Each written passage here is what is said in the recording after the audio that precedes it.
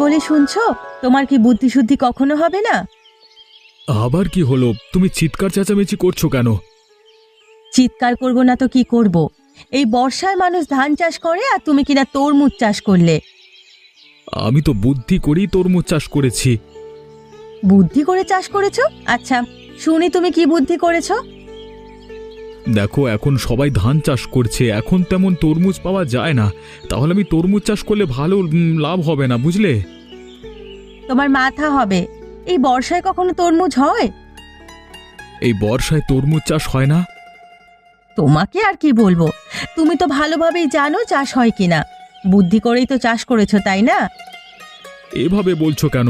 আগে বললেই তো হতো, তাহলে কি আমি তরমুজ চাষ করতাম? তোমাকে আমি কিভাবে বলবো বলো? কোনো কিছু করার আগে তুমি আমার পরামর্শ নাও। থাক থাক, বকাবকি করো না, এমন করবো না আর। এখান থেকে যাও তো, আমার চোখের সামনে থেকে সরে যাও।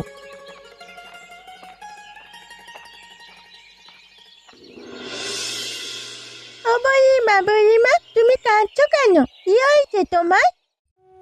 আর বলিস না রে, আমার রান্নাঘরের চালাটা পড়ে গেছে।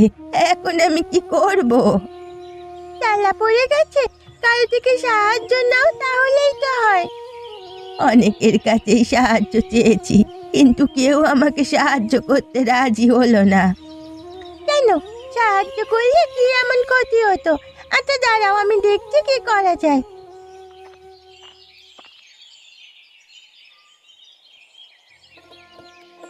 বাহ, তোমার তো বুদ্ধি দারুণ। তোমার বুদ্ধিতে আমার রান্নাঘরটা ঠিক হয়ে গেল।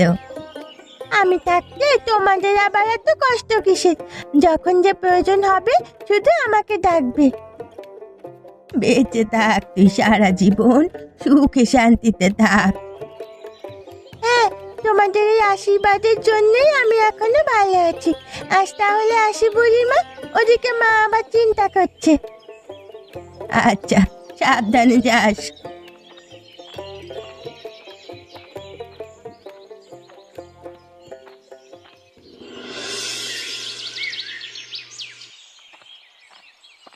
এই দাঁড়া, ওখান থেকে এক পাও নড়বি না। কোথায় ছিলি সারাদিন? এই তো মা, একটু গ্রামে ঘুরতে বের হয়েছিলাম। তুমি তো জানোই আমি বাড়িতে থাকি না। আমি তো সেটাই জিজ্ঞেস করছি যে তুই বাড়িতে থাকিস না কেন? বাড়িতে তোর কোনো কাজকর্ম নেই? বাড়িতে কাজকর্ম করার জন্য তুমি তো আছোই। আমি তো গ্রামের মানুষের কাজ করে দিই। গ্রামের মানুষের কাজ করে দিয়ে তুই কি লাভ পাস? কেন? তাদের ভালোবাসার আশীর্বাদ পাই। মানুষের উপকার করলে অনেক শান্তি পাওয়া যায় মা। হয়েছে, ছোট মুখে এত জ্ঞানী কথা বলতে হবে না। বয়স হয়নি এখনো 15, সে এখন 80 বছরের বুড়ির মতো কথা বলছে। থাক না মা, আজকে আর বকাবকি করো না। তোদের বাপ মেয়েকে নিয়ে আমি পড়েছি মহা যন্ত্রণায়। একজন ভীষণ বোকা তো অন্যজন ভীষণ চালাক। নিশ্চয় বাবা আবার কোনো বোকামি করেছে, যার রাগ তুমি আমার ওপর ঝাড়ছ। কি করব আমাকে একটু বলবি? সংসারের অবস্থা তো দেখছিস। আমি এত মানুষকে ঠিক করতে পারলাম, অথচ বাবাকে এখনো ঠিক করতে পারলাম না। কি আর বলবো, আমারই হলো পোড়া কপাল। পোড়া কপাল নিয়ে জন্ম নিয়েছিলাম বলেই তো তোর বাবার সংসারে এসেছি আমি। আচ্ছা, এখন আমাকে একটু খেতে দাও, আমার খুব খিদা লেগেছে।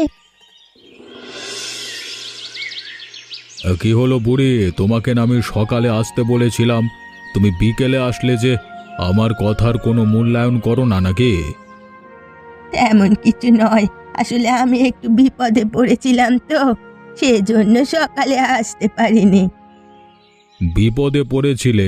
তা শুনি, তোমার কি বিপদ? আমার রান্নাঘরের চালাটা ভেঙে পড়েছিল, সেটা মেরামত করতেই সকালে আর আসতে পারলাম না। তা তোমার রান্নাঘরের চালা এখন ঠিক হয়েছে তো? হ্যাঁ, ঠিক হয়েছে। অনেকের কাছে সাহায্য চেয়েছিলাম, কিন্তু কেউ কোনো সাহায্য করেনি। তাহলে তুমি একা রান্নাঘর ঠিক করলে কিভাবে? আমি একা ঠিক করিনি তো, ঠিক করে দিয়েছে জগদীশের বাচ্চা মেয়েটা। ওই পুচকে মেয়েটা যে সারাদিন গ্রামে গ্রামে ঘুরে বেড়ায়? হ্যাঁ গো বাবু, পুচকে হলে কি হবে, মাথায় তার বুদ্ধি ভরা। সারাদিন গ্রামে গ্রামে ঘুরে মানুষের উপকার করে। তাই নাকি? একদম তাই। ওই গ্রামে ওর মতো আর একটা মেয়েও খুঁজে পাওয়া যাবে না। যাক, শুনে খুশি হলাম। কোনো একদিন ওর বুদ্ধির পরীক্ষা করে দেখব আমি। দেখতে পারেন, মেয়েটার প্রখর বুদ্ধি। যেখানে যায় সমস্যার সমাধান করে দিয়ে তারপরেই ফিরে আসে। আচ্ছা মা, তুই জগদীশের ছোট মেয়েকে চিনিস? কার কথা বলছো তুমি? ওই দিবিয়ার কথা বলছো? হ্যাঁ, ওই মেয়েটার কথাই বলছি। চিনিস নাকি তুই?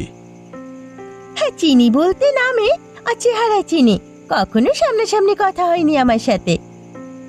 মেয়েটা নাকি দারুণ বুদ্ধিমতী। এই পুরো গ্রামের সব সমস্যার সমাধান ওই মেয়ে নিজেই করে বেড়ায়। কি বলছো তুমি? এটা আবার হয় নাকি? মেয়েটার বয়সই বা কতটুকু? আমার তো একই কথা, তবে লোকের মুখে যা শুনছি তা তো মিথ্যে বলে মনে হচ্ছে না। লোকে মেয়েটাকে নিয়ে প্রশংসা করছে নাকি? প্রশংসা করছে মানে প্রশংসায় গা ভাসিয়ে দিচ্ছে। আমিও দেখতে চাই ও কত বুদ্ধিমতী। আমার থেকে ওর বুদ্ধি বেশি নাকি? জন্ম নিয়েছে গরিব ঘরে, আবার বুদ্ধি আসবে কোত্থেকে বলতো? আমারও তো একই কথা। আমি এসব মানি না। তুমি ভালোভাবে খোঁজ নিয়ে দেখো তো। আমি যতটুকু খোঁজ নিয়েছি তাতে শুনেছি ও ভালোই বুদ্ধিমতী। ও যদি আমার থেকেও বুদ্ধিমতী হয় তাহলে ওকে এই গ্রামে রাখা যাবে না। শুধুমাত্র এই গ্রামে আমি একা সব থেকে বুদ্ধিমতী থাকবো। ঠিক আছে, রাগ করিস না, আমি দেখছি কি করা যায়। এই, তুমি দেবিয়া না, জগদীশ কাকার মেয়ে? হ্যাঁ, আমার বাবার নাম জগদীশ। তুমি কে? ও বাবা, তুমি আমাকে চেনো না বুঝি? আমি তো চন্দ্রকান্ত বাবুর মেয়ে। ও, তুমি চন্দ্রকান্ত বাবুর মেয়ে? আমি তোমার কথা অনেক শুনেছি, কিন্তু কখনো দেখিনি। দেখবে কিভাবে? আমি তোর ঘর থেকে তেমন একটু বের হই না। তোমার কথাও আমি অনেক শুনেছি। তোমার সাথে দেখা হয়ে আমার খুব ভালো লাগলো। শুনেছি তোমার নাকি অনেক বুদ্ধি। চলো তো, তোমার সাথে বসে দুদণ্ড কোথাও কথা বলি।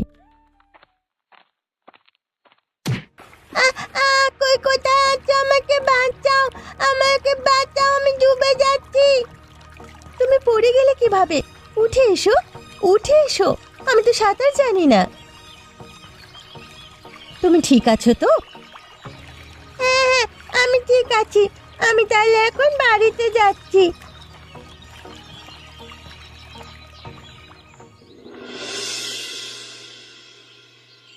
কি হলো জগদীশ, তোমার দিনকাল কেমন যাচ্ছে?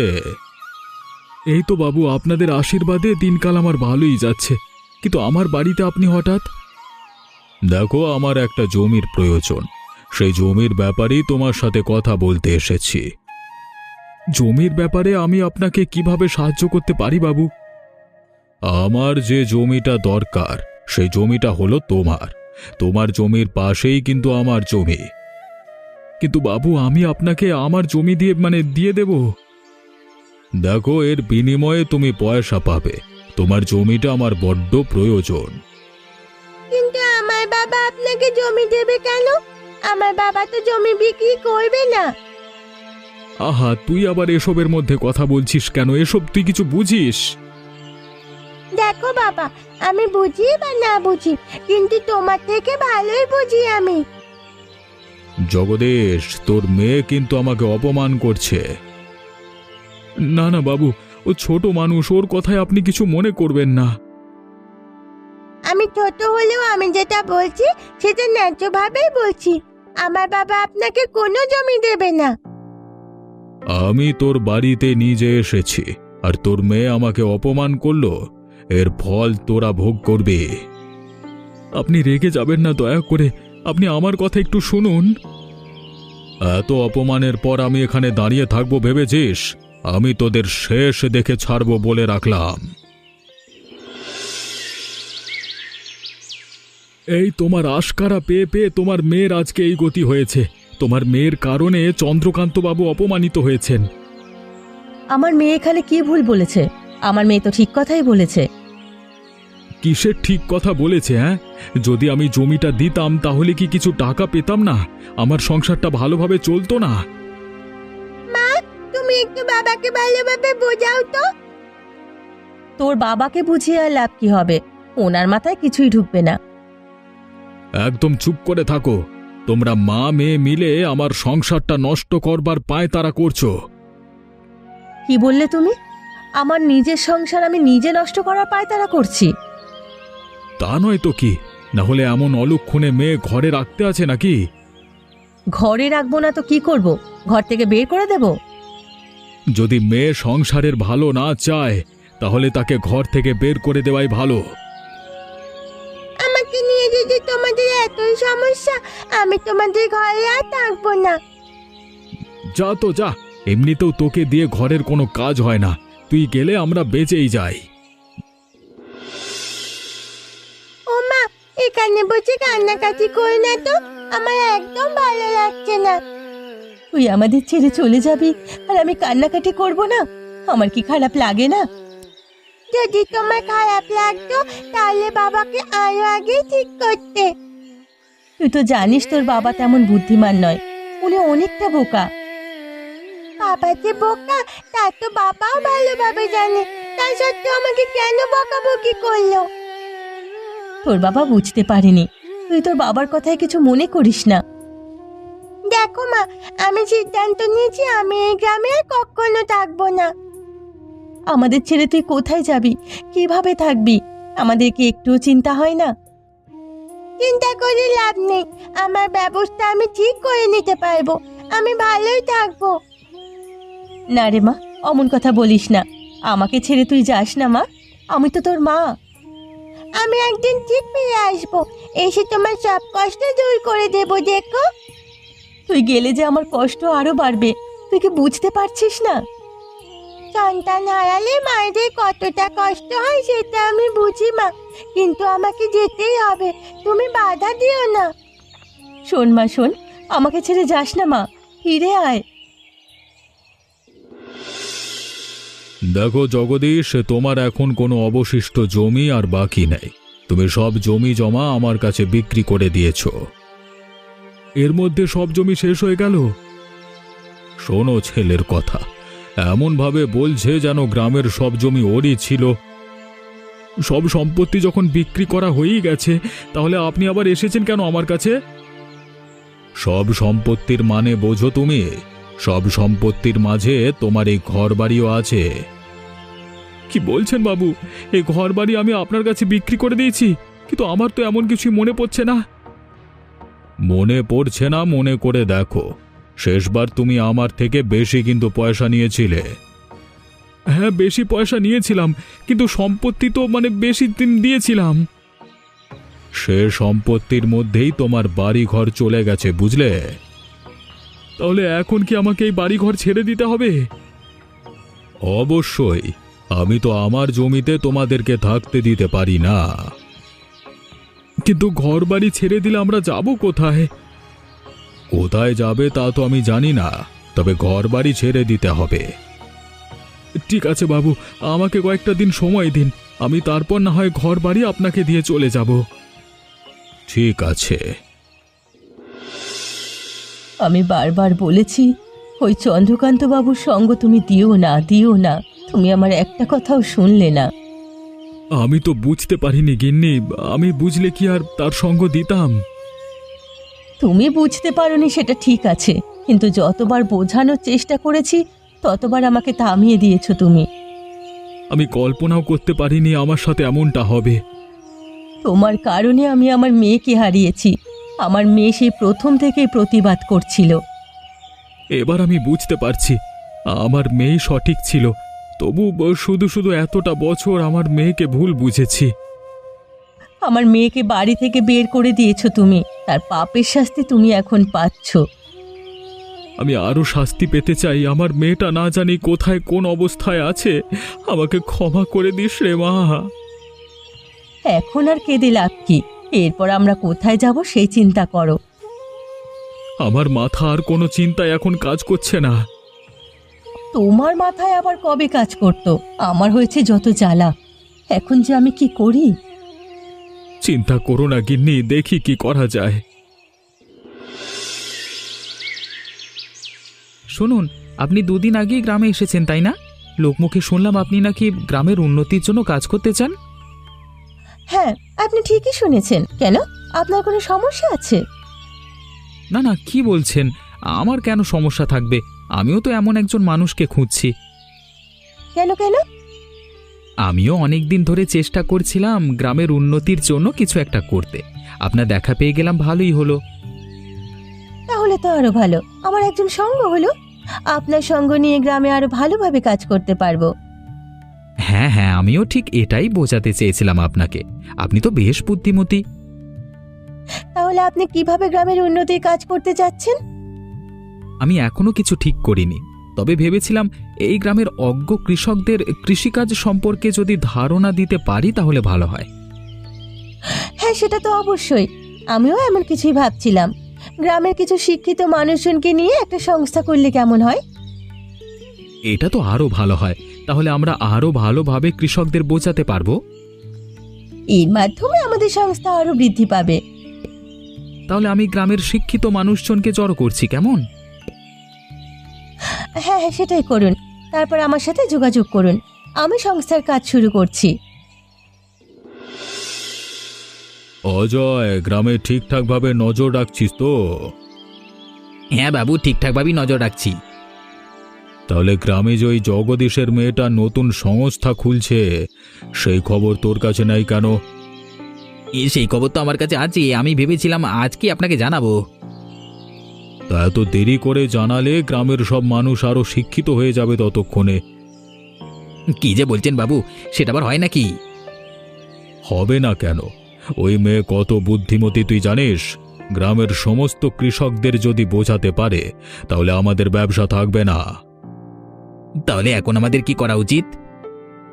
কি আবার, ওই মেয়েকে উচিত শিক্ষা দিতে হবে। কিন্তু আমরা ওই মেয়েকে উচিত শিক্ষা দেব কিভাবে? সেই পরিকল্পনা করবার জন্যই তো তোকে ডেকে এনেছি আমি। এখন ভেবে ভেবে এটা বের কর যে ওই মেয়েকে কিভাবে শিক্ষা দেওয়া যায়। চলুন বাবু, ওই মেয়ের গ্রামের জন্য করা ভালো কাজগুলো পণ্ড করে দিই। ও যে সংস্থা গঠন করেছে সেই সংস্থা আমরা ভেঙে দেব। ঠিক আছে, তাই হবে, কিন্তু আগে ওই মেয়ের বাপকে জানাতে হবে। আগে দেখি ওর বাপ ওর কোনো ব্যবস্থা করতে পারে কিনা। প্রণাম নেবেন বাবু। আসুন আসুন, ভেতরে এসে বসুন। তোমার বাড়িতে আমি আজকে বসতে আসিনি। আমি তো আপনার কাছে কিছুদিন সময় চেয়েছিলাম বাবু। আমি সেই বিষয়ে কথা বলতে তোমার কাছে আসিনি। আমি এসেছি তোমার মেয়ের বিষয়ে কথা বলতে। আমার মেয়ের বিষয়ে? কেন, আমার মেয়ে আবার কি করলো? শুনেছি তোমার মেয়ে নাকি ফিরে এসেছে গ্রামে। হ্যাঁ, আমার মেয়ে তো ফিরে এসেছে।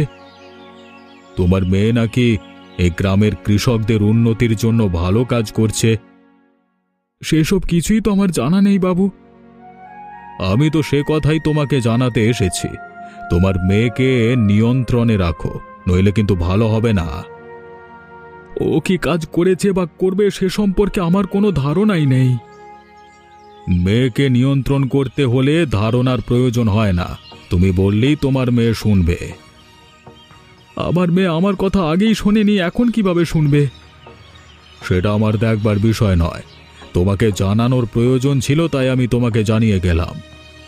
কিন্তু গ্রামের উন্নতির জন্য কাজ করলে সমস্যা কোথায়? সেটা জেনে তোমার লাভ নেই। যদি তোমার মেয়েকে থামাতে না পারো তাহলে কিন্তু তোমার মেয়ে প্রাণ হারাবে বলে রাখলাম।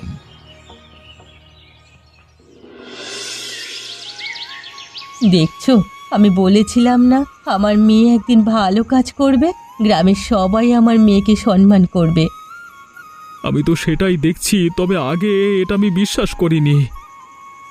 তোমার অবিশ্বাসের জন্যই আমার মেয়েটা এতদিন আমাদের ছেড়ে দূরে থেকেছে। তোমার মেয়ে এতই বুদ্ধিমতী যে আমাদের ছেড়ে দূরে থেকেও কেমন সফল হয়ে গ্রামে ফিরে এসেছে। আমার মেয়েটাকে নিয়ে আমার যে কি গর্ব হচ্ছে তোমাকে আমি বলে বোঝাতে পারবো না। আমারও কি কম গর্ববোধ হচ্ছে? আমি গ্রামে বের হলেই সবাই আমাকে দেখিয়ে বলে, ওই যে দেখো দিভিয়ার বাবা যাচ্ছে। তাহলে আমার মেয়েটা ভালো কাজই করছে বলো? ভালো কাজ তো করছে, কিন্তু ওকে থামানোর জন্য গ্রামের মানুষজন সব উঠে পড়ে লেগেছে। ওরা হিংসে করছে আমার মেয়েকে, কিন্তু আমি আমার মেয়ের কোনো ক্ষতি হতে দেব না। এবার আমিও মনে মনে ঠিক করে নিয়েছি, আমার মেয়ের যে ক্ষতি করতে আসবে তাকে আমি কোনোভাবেই ছাড়ব না। তুমি দয়া করে চন্দ্রকান্ত বাবুর পক্ষ নিও না। আমার মেয়ে প্রথম থেকেই ঠিক ছিল, কিন্তু আমি বুঝতে পারিনি গিন্নি, আমার মেয়ের কথা শুনলে আজকে আমাকে এই দিন দেখতে হতো না। সেসব কথা এখন বাদ দাও। এখন আমাদের উদ্দেশ্য হলো আমাদের মেয়েকে বাঁচানো। তুমি চিন্তা করো না, আমি আমি আমার মেয়েকে যে কোনো মূল্যেই হোক বাঁচাবো। শোন অজয়, এবার পরিকল্পনা একটু শক্তপোক্ত হতে হবে। ওই মেয়ে কিন্তু বড্ড চালাক। শুধু চালাক নয় বাবু, ওই মেয়েটা বেশ বুদ্ধিমতী। আমরা যে পরিকল্পনাই করি না কেন, মেয়েটা ঠিক বুদ্ধি করে পার পেয়ে যাবে। সেই জন্যই তো তোকে বললাম যে এবার শক্তপোক্তভাবেই পরিকল্পনা করতে হবে। তাহলে এখন কি করতে পারি আমরা? শোন, আমাদের কয়েকজন মানুষ জড়ো করতে হবে আগে, তারপর তাদের নিয়ে ওই সংস্থা ভেঙে ফেলতে হবে। তাহলে চলুন কালকে ওদের উপরে আক্রমণ করি। হ্যাঁ, কালকেই করতে হবে, আর বেশি দেরি করা যাবে না। যদি গ্রামের মানুষজন আমাদেরকে বাধা দিতে আসে? যদি বাধা দিতে আসে তাহলে তাদেরকে গ্রাম থেকে বের করে দেবার হুমকি দেব, তাহলে আর কেউ বাধা দিতে আসবে না। ওই মেয়েটার পাশে আবার আমাদের গ্রামের আনন্দ আছে, তাই একটু ভয় বেশি হচ্ছে, কারণ আনন্দকে গ্রামের অনেকেই ভালোবাসে। যদি আনন্দ বাধা দিতে আসে তাহলে আনন্দর দফা রফা করে দিবি। ঠিক আছে। যে কোনো মূল্যে হোক না কেন এই কাজ আমাদের থামাতে হবে, না হলে কৃষকদের থেকে জমি জমা আমি হাতিয়ে নিতে পারবো না। এ কি বাবু, আপনারা লোকজন নিয়ে এখানে কি করছেন? কি উদ্দেশ্য আপনাদের? তোমরা যে কাজ করা শুরু করে দিয়েছো সেটা মোটেও গ্রামের উন্নতির জন্য নয়, তাই এই কাজ এখনই বন্ধ করো। এই কাজ উন্নতির জন্য নয় আপনাকে কে বলল? নাকি এই কাজ করলে আপনার ব্যবসা নষ্ট হয়ে যাবে সেজন্যই বন্ধ করতে এসেছেন? আবার মুখে মুখে কথা বলছো? এই অজয়, দাঁড়িয়ে দেখছিস কি? ওর সভা ঘর সব ভেঙে ফেল। পাইলে আসুন ভাঙতে, আপনাদের হাত ভেঙে আমরা গুড়িয়ে দেব। খবরদার বাবু, এতদিন আপনি আমার পরিবারের অনেক ক্ষতি করেছেন, আজকে যদি আমার মেয়ের গায়ে একটা ফুলের টোকাও পড়ে না, আপনাকে ছাড়বো না আমি বলে দিলাম। জগদীশ, তুই কিন্তু ভুল করছিস, তুই ভুলে যাচ্ছিস তোর বাড়ি ঘর এখন আমার আয়ত্তে। দরকার নেই আমার বাড়ি ঘরের, আমার মেয়ের যেন কোনো ক্ষতি না হয়। কাজটা তোরা ভালো করলি না। আপনি আপনার দলবল নিয়ে এখান থেকে চলে যান, না হলে আপনাকে পিষে ফেলতে এক মুহূর্ত সময়ও আমি নেব না। মারে, তুই আমাকে ক্ষমা করে দে, আমি বুঝতে পারিনি, আমার ভুল হয়ে গেছে। ছি বাবা, তুমি এমন করে আমার সাথে কথা বলছো কেন? তুমি আমার বাবা। তবুও আর কোনো তবুও নয়, এবার থেকে আমরা সবাই মিলে গ্রামের উন্নয়নের জন্য কাজ করব।